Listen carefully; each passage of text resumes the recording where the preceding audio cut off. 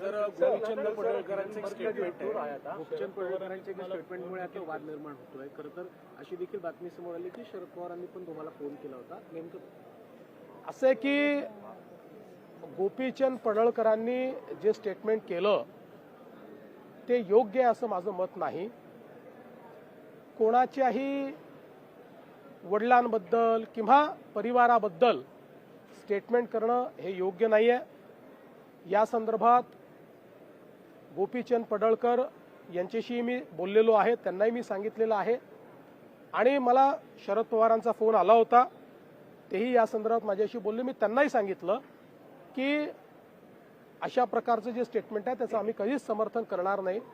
गोपीचंद पडळकर हे एक तरुण नेते आहेत, अतिशय ॲग्रेसिव्ह नेते आहेत आणि अनेक वेळा ॲग्रेशन दाखवत असताना आपल्या बोलण्याचा नेमका काय अर्थ निघेल हे ते लक्षात घेत नाहीत आणि म्हणून मी त्यांना हे सांगितलेलं आहे की हे लक्षात घेऊनच आपण ॲग्रेशन ठेवलं पाहिजे.